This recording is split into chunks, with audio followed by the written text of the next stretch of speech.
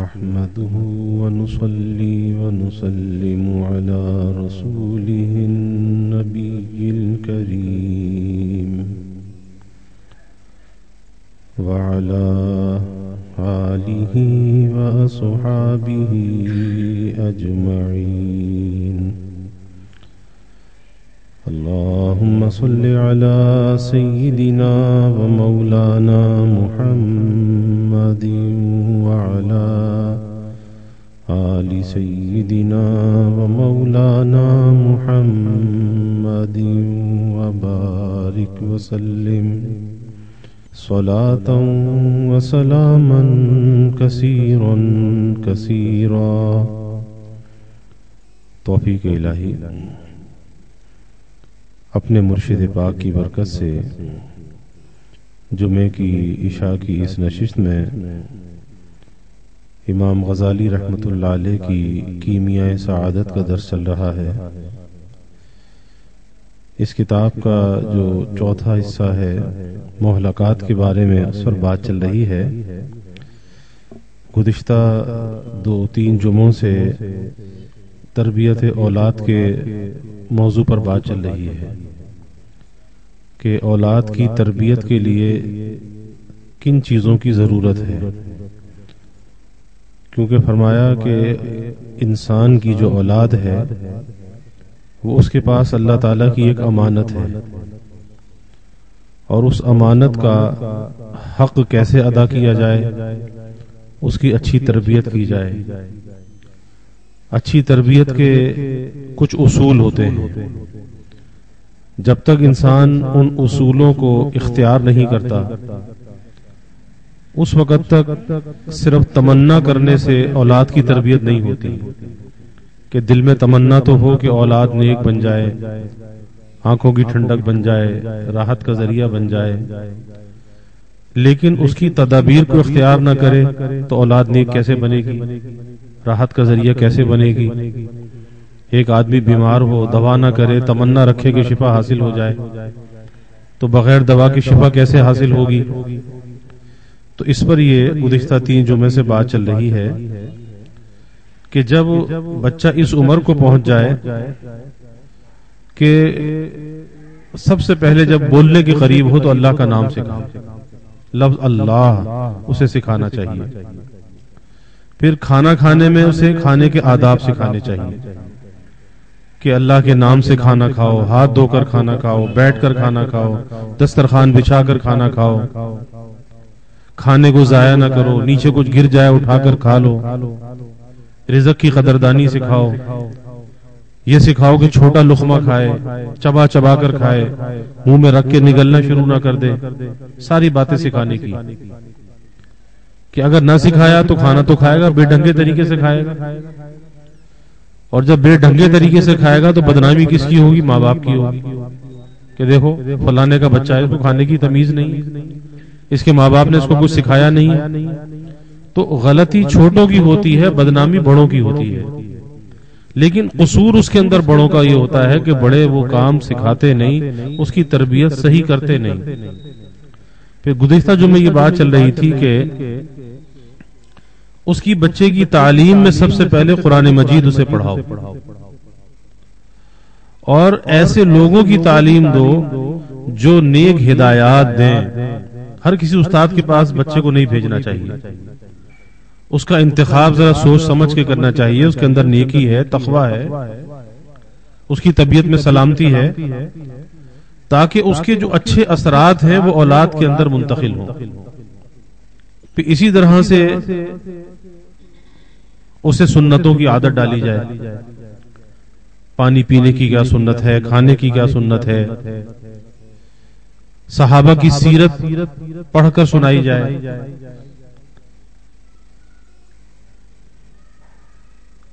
پھر نیک افعال اور عادات، جو ایسے لوگ ہوں جن کی نیک افعال ہوں اور نیک عادات ہوں، ان کے سامنے بچوں کا ذکر زیادہ کرنا چاہیے. نیک افعال اور نیک عادات لوگوں کا ذکر بچوں کے سامنے زیادہ کرنا چاہیے. یہ نہ ہو کہ کھلاڑیوں کا ذکر ہے، اداکاروں کا ذکر ہے، سیاستدانوں کا ذکر ہے، دنیا جہاں کے بکھیڑے ہیں، اب وہی چیز بچوں کے ذہن کے اندر ریکارڈ ہو جاتی ہے.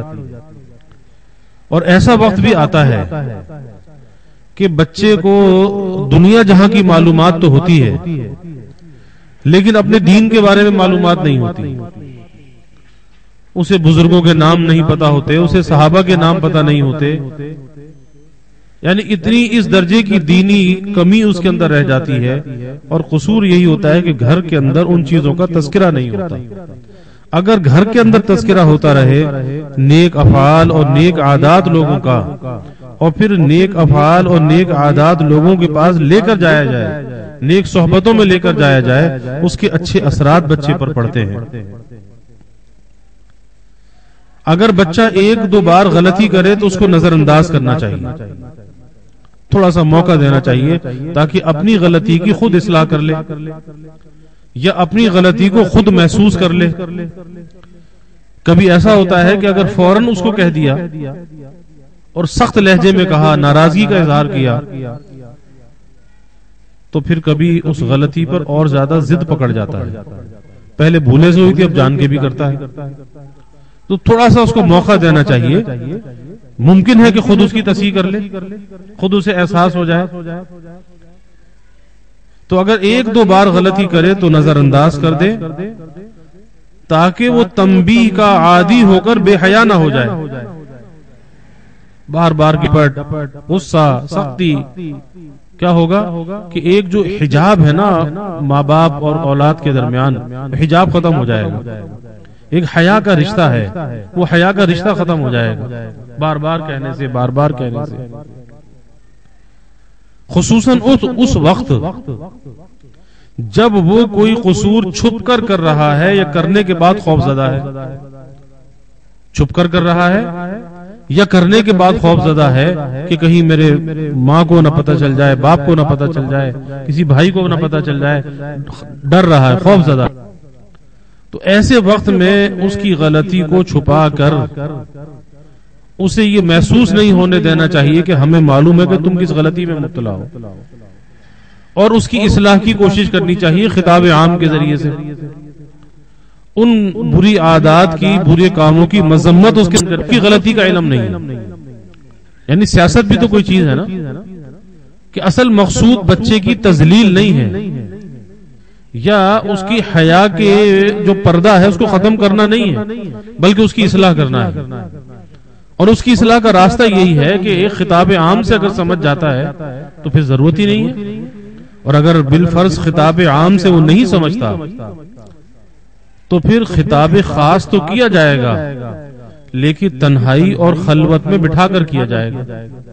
تنہائی میں، خلوت میں، سب مجمع کے سامنے نہیں، سب گھر والوں کے سامنے سے رسوا نہیں کیا جائے گا.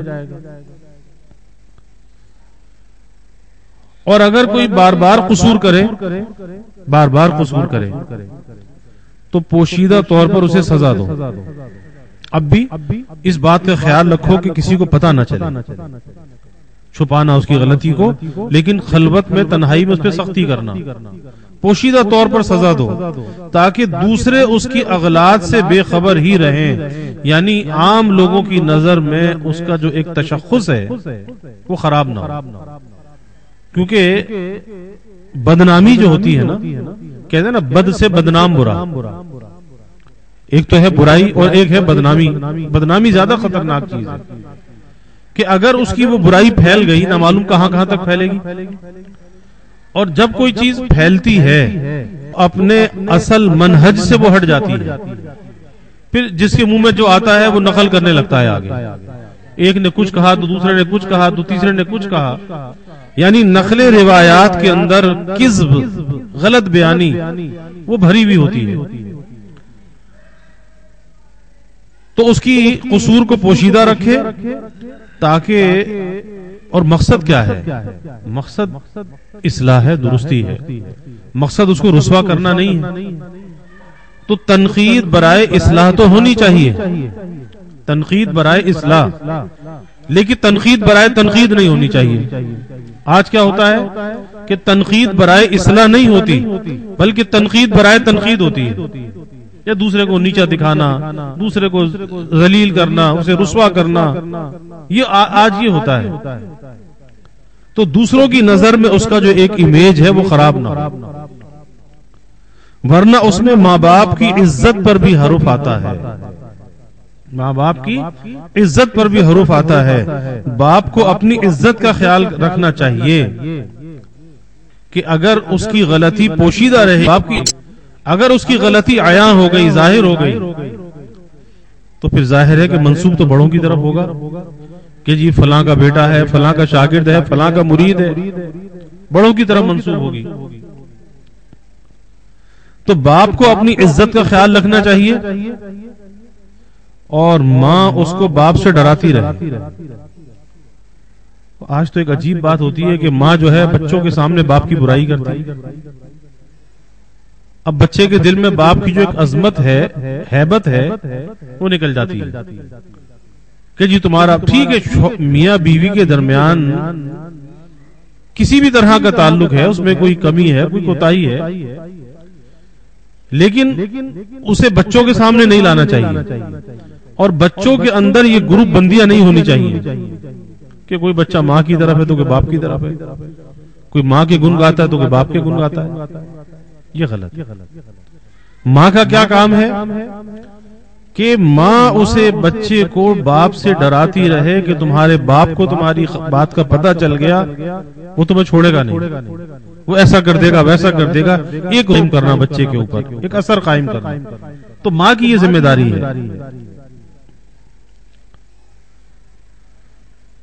پھر دن میں سونے کی عادت نہ پڑنے دو بچے کو، دن میں سونے کی عادت نہ پڑنے دو ورنہ کاہلی اور سستی کا شکار ہو جائے.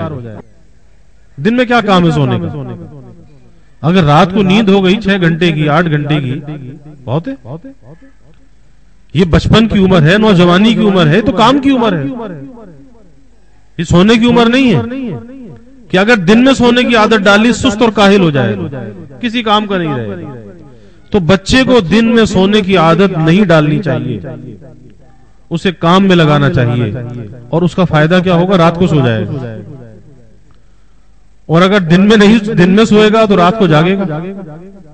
اور آج کے زمانے میں بالخصوص یہ جو موبائل کا جو فتنہ ہے، یہ اسمارٹ فون کا جو فتنہ ہے،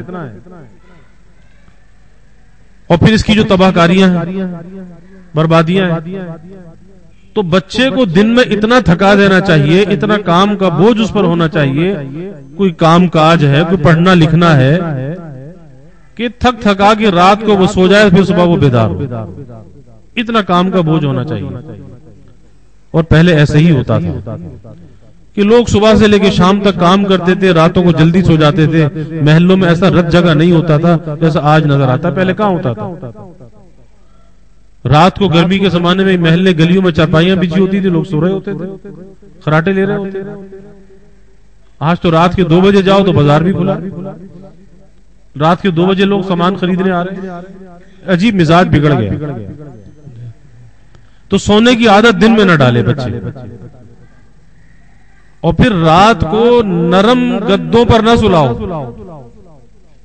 نرم گدوں پر نہ سلاؤ، تاکہ جفا کشی اور تکلیف برداشت کرنے کا مادہ اس کے اندر پیدا ہو. تھوڑا سخت بستر پہ سلاؤ،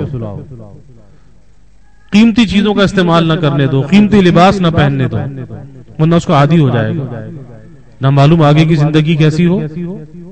آج تو باپ کر رہا ہے، اور آگے اگر باپ چلا گیا پھر کیا ہوگا؟ پھر کہاں سے کرے گا؟ کیسے کرے گا؟ تو اس کا جو لائف اسٹائل ہے نا، زندگی گزارنے کا انداز، وہ شاہانہ نہیں ہونا چاہیے، وہ عامیانہ ہونا چاہیے کہ جو مل جائے کھا لے، جو پہنا دو پہن لے، جہاں سلا دو سو جائے. ایسا بچے کا مزاج ہونا چاہیے. تنک مزاجی جو ہے نا، کہ بات کے اندر نخرے، نہیں یہ چیز ایسی نہیں، یہ چیز ویسی نہیں، یہ غلط ہے. یہ بچے کو بگاڑنے والی بات ہے. تو نرم بستروں پہ، نرم گدوں پہ نہ سلاؤ، سخت گدوں پہ سلاؤ، تاکہ جفا کشی اور تکلیف برداشت کرنے کا مادہ پیدا ہو.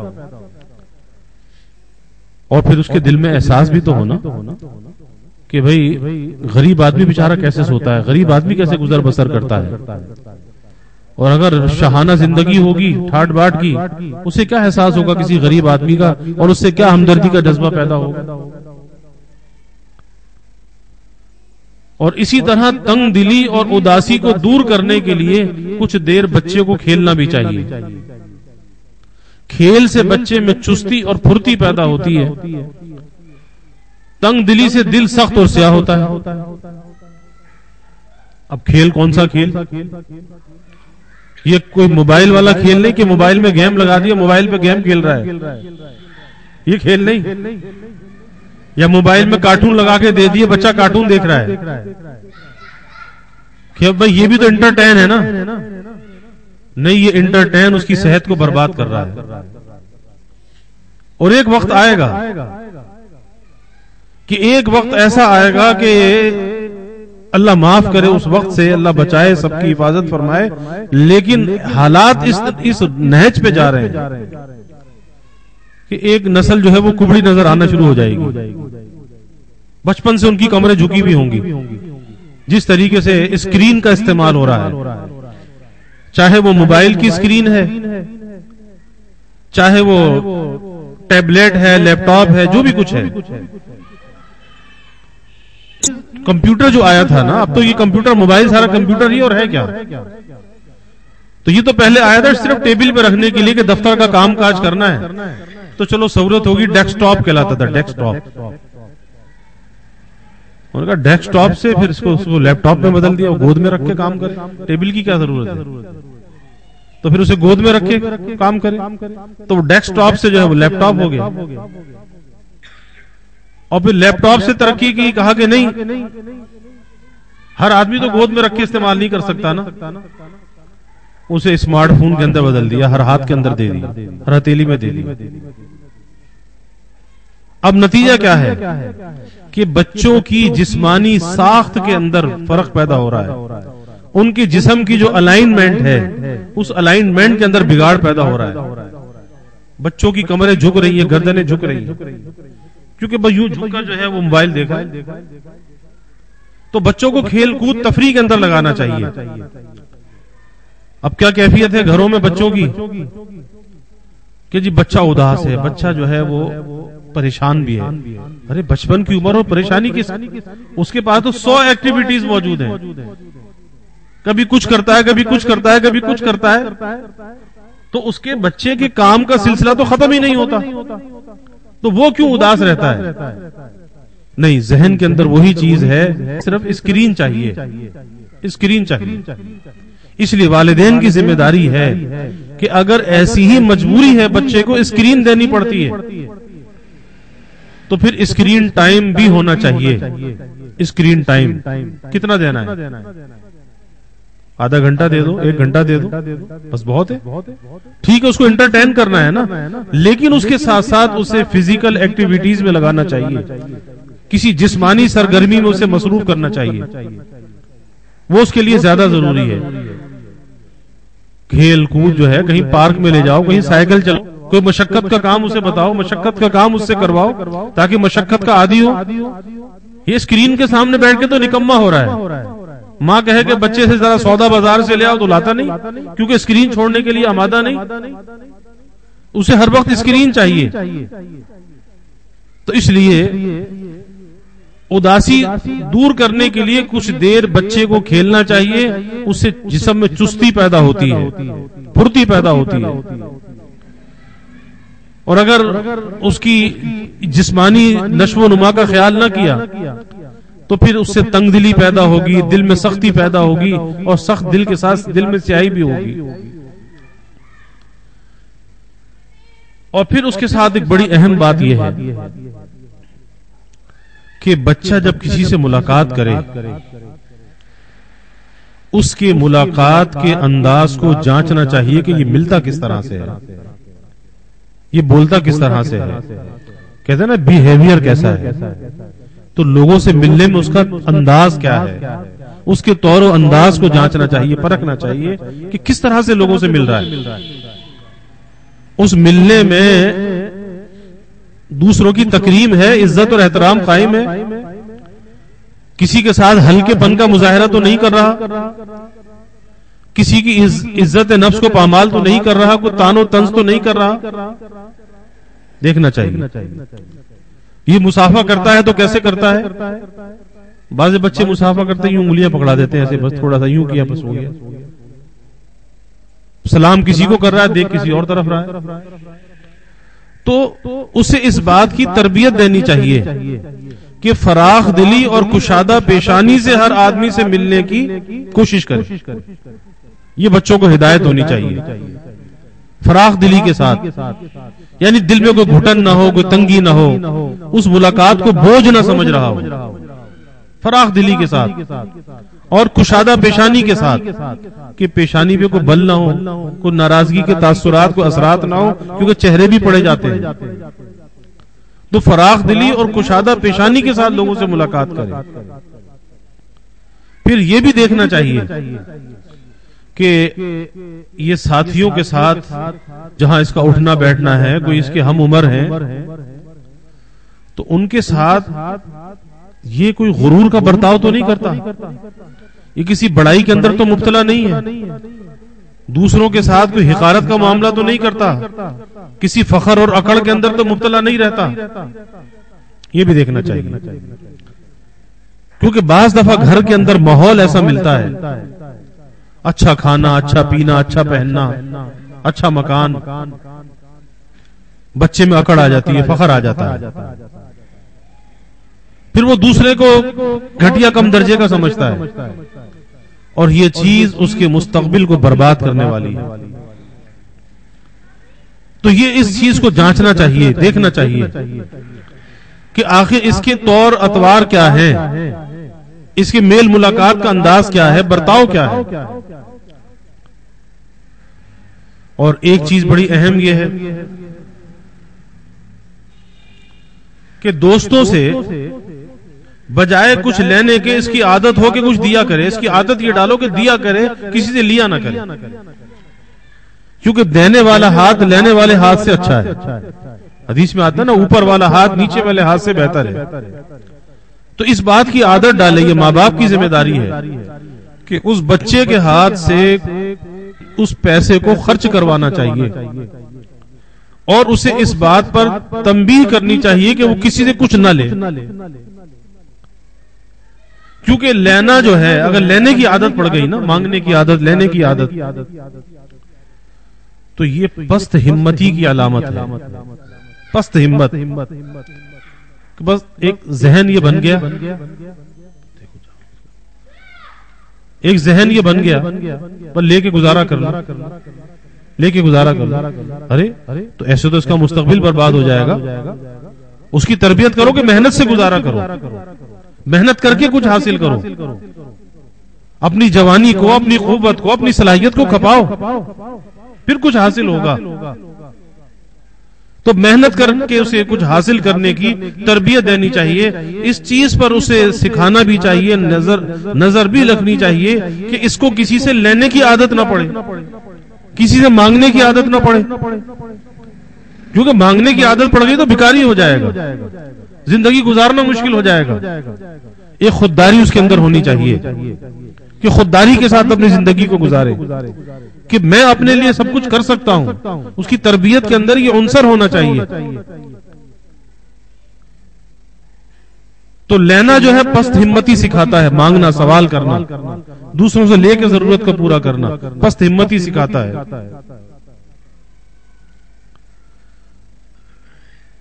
اور اسی طرح سے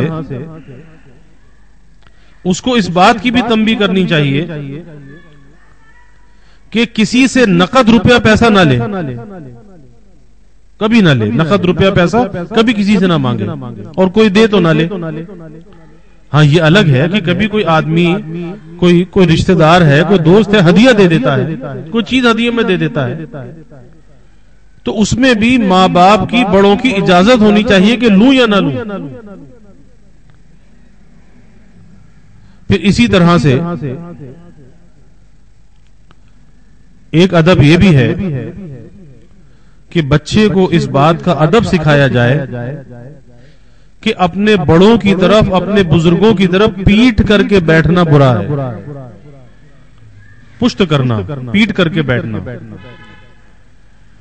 اور پہلے بزرگوں میں، آج کل تو لوگ اس چیز کا اہتمام نہیں کرتے، پہلے بزرگوں میں اس درجے کا بزرگوں کی جو جگہ بیٹھنے کی ہوتی تھی اس کی طرف بھی پشت نہیں کرتے تھے. کہتے نا فارسی کا مقولہ ہے جائے بزرگاں بجائے بزرگاں، کہ جو بزرگوں کی بیٹھنے کی جگہ ہے وہ بھی بزرگوں کے قائم مقام ہے. تو بزرگوں کے بیٹھنے کی جگہ کی طرف بھی پشت نہیں کرتے تھے، کہ بزرگوں کی طرف پشت کرنا منع کیا گیا. تو یہ ادب کے خلاف ہے. اور ظاہر ہے کہ جو با ادب ہے وہی با نصیب بھی ہے. با ادب با نصیب، بے ادب بے نصیب. ادب سکھانا چاہیے، ادب.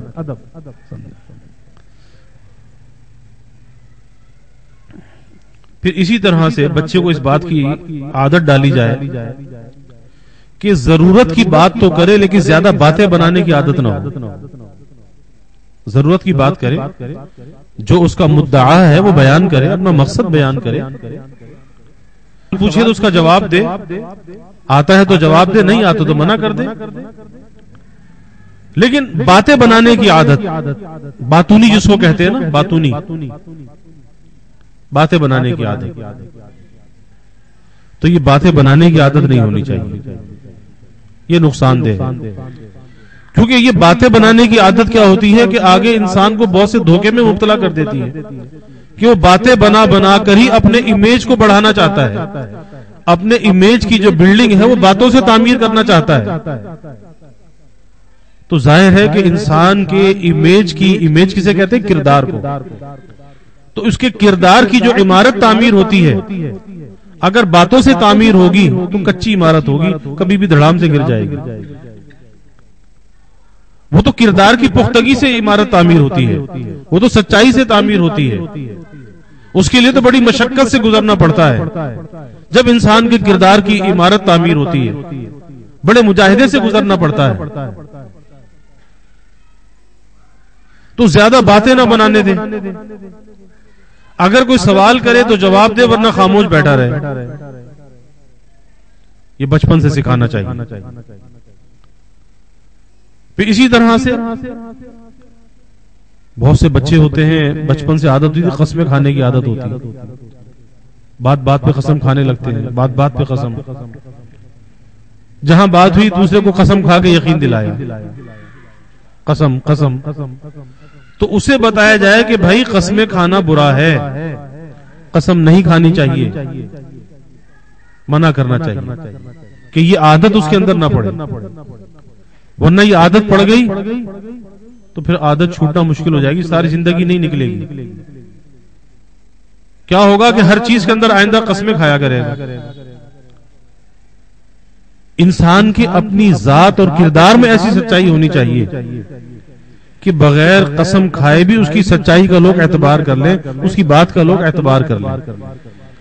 قسم کھا کے اعتبار دلائے تو یہ کیا اعتبار ہوا؟ تو قسم کھانا برا ہے. پھر استاد کی سزا دینے پر زیادہ چیخنا اچھا نہیں، کہ اگر استاد ہے، باپ ہے، کوئی سزا دے، کوئی سختی کرے تو چیخنا چلانا اچھا نہیں. اور نہ کسی سے سفارش کرائے، ورنہ یہی عادت پڑ جائے گی. غلطی بھی کرے گا، سفارش بھی کرائے گا، اور سفارش کی وجہ سے غلطی کی اصلاح ہوگی نہیں. اس لیے صبر کرنا یہ بہترین عمل ہے. صبر کرنا بہترین عمل ہے. اور بے صبری عورتوں کا شیوا ہے، مردوں کا شیوا نہیں ہے، عورتوں کا شیوا ہے. مرد کے اندر اللہ نے برداشت رکھی ہے، عورت میں برداشت نہیں ہے، مرد میں برداشت ہے. پھر جب بچہ 7 سال کی عمر کو پہنچے، 7 سال کی عمر، تو اسے نماز کی تلقین کرنی چاہیے. آہستہ آہستہ نماز کا اسے عادی بنانا چاہیے. اب یہ 7 سال کا بچہ ہو گیا، اب اسے نماز کا عادی بنا. اور بہت آسان ہے، کوئی مشکل کام نہیں ہے کہ اگر گھر کے ماحول کو ایسا بنا لیا جائے کہ جس میں گھر والے نماز کے عادی ہوں. وہ چیز ایسا ہے، نماز کی عادت بچے کی گھٹی میں شامل ہو جاتی ہے. پھر بچہ خود بخود دیکھ کے نماز پڑھتا ہے، پھر کہنے کی ضرورت نہیں پڑتی، بچہ ہے، بچی ہے، نماز. اور اس کے ساتھ ساتھ جب نماز سکھانی ہے، نماز پڑھوانی ہے، تو اسے کچھ تھوڑا تھوڑا اب طہارت کے بارے میں بتانا شروع کر دو. پاکی، طہارت، کہ پیشاب کے بعد استنجا کرنا ہے، اس کے چھینٹوں سے بچنا ہے، کپڑوں کو ناپاک ہونے سے بچانا ہے، وضو کر کے نماز پڑھنی ہے. تو یہ ساری طہارت، ابتدائی طہارت، اس کے بارے میں اسے بتانا چاہیے. اور جب بچہ 10 برس کا ہو جائے، اب 10 برس کا، اب اس کی اگر وہ غلطی کرے یا نماز نہ پڑھے تو نماز نہ پڑھنے پر بھی اس کی تادیب ہونی چاہیے، اور غلطی پر بھی اب تادیب سختی ہونی چاہیے. کیونکہ اب یہ عمر اس کے پروان چڑھنے کی ایسی عمر ہے کہ اس عمر میں اگر اس سے اچھی عادات کو نہ ڈالا اور بری عادات سے نہ بچایا تو آئندہ اس کی جو زندگی کی گاڑی ہے پٹری پہ چلنا مشکل ہو جائے گی، صحیح راستے پہ آنا مشکل ہو جائے گی. تو 10 برس کی عمر سے اس کے اوپر نظر رکھنی چاہیے کہ اس کے یہ جتنی باتیں پہلے گزری ہیں، اب یہ وقت ہے، یہ کیونکہ گروم کر رہا ہے، یہ پرورش پروان چڑھ رہا ہے، تو تادیب کے ساتھ، سختی کے ساتھ اسے بات کو منوانا چاہیے. اور جب جوانی میں قدم رکھے کہ 12-13 سال میں بچہ بلوغت کی طرف چلا جاتا ہے، اور یہ زمانہ تو ایسا ہی، گرم غذائیں کھاتے ہیں، روز جب انڈے مرغی کھائیں گے تو جلدی بالغ ہوں گے، پھر کیا ہوگا؟ پہلے تو 15 سال میں جا کے بچہ بالغ ہوتا تھا، اب تو 12 سال کا بالغ ہو رہا ہے. 10 سال میں بچیوں میں بلوغت ہو رہی ہے، 10-11 سال کے. عجیب سب غذا کے اثرات ہیں، کیمیکل والی غذائیں، گرم غذائیں.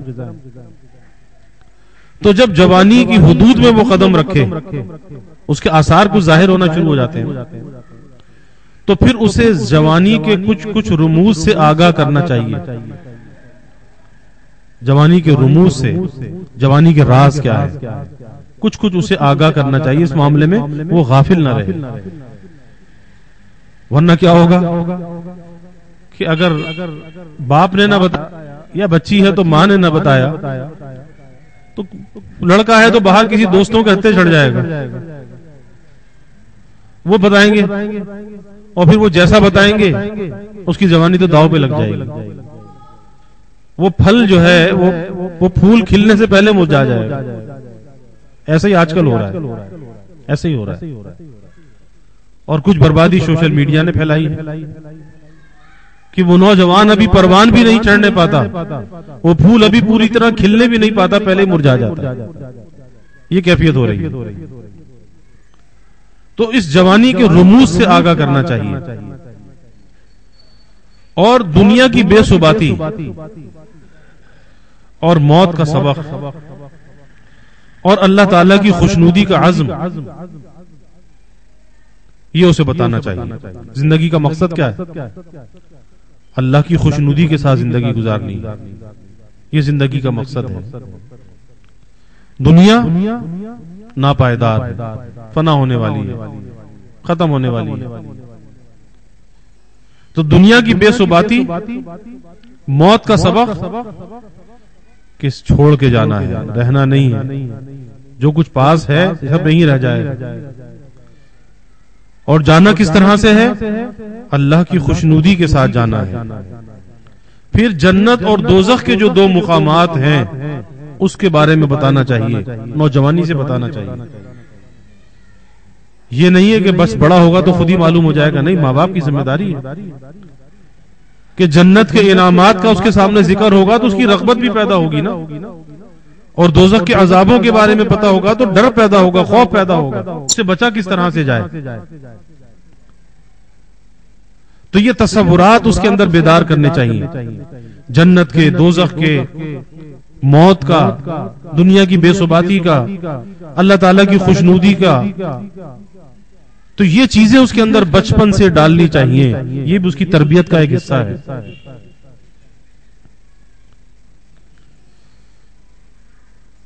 اب اس طرح سے اگر بچے کی پرورش ہوگی، اس طرح سے یہ ساری باتیں جو گزری ہیں، اس طرح کی پرورش ہوگی تو یہ تمام باتیں اس کے دل پہ نقش ہو جائیں گی. نقش اس کہتے ہیں نقش کل حجر، جیسے پتھر پہ کوئی چیز کندہ کر دی جائے پھر وہ کبھی مٹا نہیں کرتی، تو یہ دل پر کندہ ہو جائے گی، دل پہ نقش ہو جائے گی. اور اگر غفلت برتے گا ان باتوں کے اندر، ماں باپ نے غفلت کی ان کی تعلیم میں، تربیت میں، سکھانے میں، اگر غفلت کی تو پھر بچے کی جو پروان چڑھنے کی عمر ہوگی نا، وہ پھر خرابی کے ساتھ ہوگی، اچھائی کے ساتھ نہیں ہوگی. اور جس حالت میں وہ پروان چڑھے گا پھر وہ حالت اکثر جاتی نہیں ہے، پھر وہ حالت زندگی میں ساتھ ساتھ چلتی رہتی ہے، بڑی پریشانی کے ساتھ زندگی گزرتی ہے. اس کے بعد آگے کچھ واقعات ہیں اللہ والوں کے اور کچھ تربیت کے اصول آگے اور بیان کیے، یہ انشاءاللہ تعالی آئندہ عرض کریں گے. اللہ تعالی سب کی اولادوں کو نیک صالح بنائے اور اللہ سب کی اولاد کی تربیت کا غیب سے انتظام فرمائے، کیونکہ اولاد کی تربیت میں اللہ نہ کرے کوئی نقص رہ جائے، خرابی رہ جائے،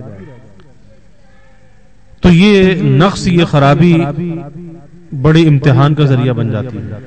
ڈرنا چاہیے، اللہ سے پناہ مانگنی چاہیے کہ اللہ اولاد کی تربیت کے معاملے میں کسی آزمائش میں مبتلا نہ فرمائے، کسی امتحان میں مبتلا نہ فرمائے. اللہ سے دعا بھی کرنی چاہیے کہ یہ جو اولاد کی جو آزمائش ہے نا، یہ بڑی سخت آزمائش ہے، بہت سخت آزمائش ہے.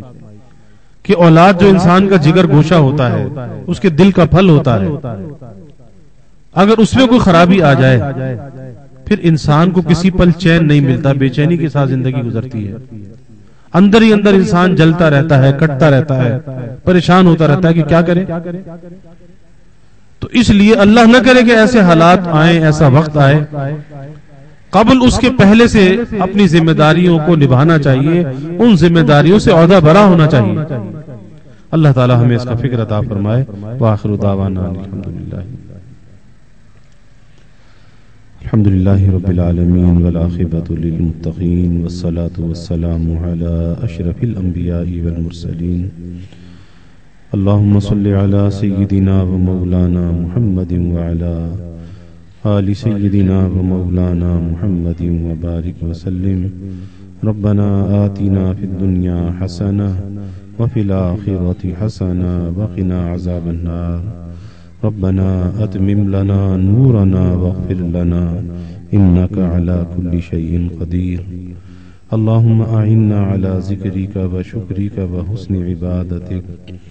اللهم انا نستعينك على طاعتك. اللهم وفقنا لما تحب وترضى من القول والعمل والفعل والنية والهدى انك على كل شيء قدير. اللهم إنا نسألك الهدى والتقى والعفاف والغنى. اللهم إنا نسألك الصحة والعفة والأمانة وحسن اللهم زدنا ولا تنقصنا وأكرمنا ولا تهنا وأعطنا ولا تحرمنا وآسرنا ولا تؤثر علينا وأرغنا وارض عنا. اللهم إنا نعوذ بك من جهد البلاء ودرق الشقاء وسوء القضاء وشماتة الأعداء. اللهم إنا نعوذ بك من زوال نعمتك وتحول عافيتك وفجاءة نقمتك وجميع سخطك. اللهم أرنا الحق حقا وارزقنا اتباعه وأرنا الباطل باطلا وارزقنا اجتنابه. اللهم إنا نسألك العفو والعافية والمعافاة الدائمة في الدين والدنيا والفوز بالجنة والنجاة من النار. اللهم إنا نسألك من خير ما سألك منه نبيك سيدنا محمد صلى الله عليه وسلم ونعوذ بك من شر ما استعاذك منه نبيك سيدنا محمد صلى الله عليه وسلم وأنت المستعان وعليك البلاغ ولا حول ولا قوة إلا بالله. وجزى الله عنا محمدا صلى الله عليه وسلم ما هو أهله وصلى الله تعالى وسلم على النبي الكريم. آمين برحمتك يا الله.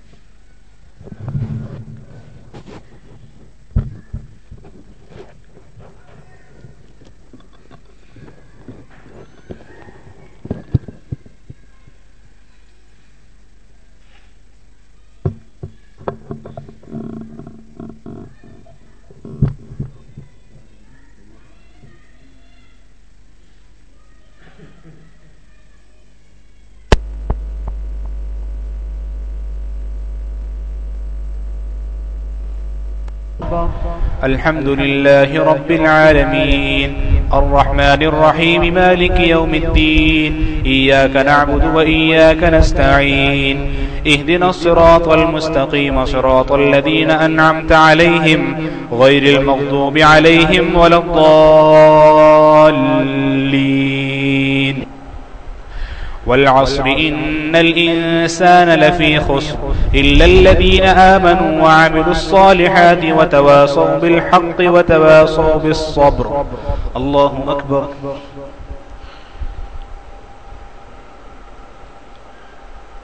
سمع الله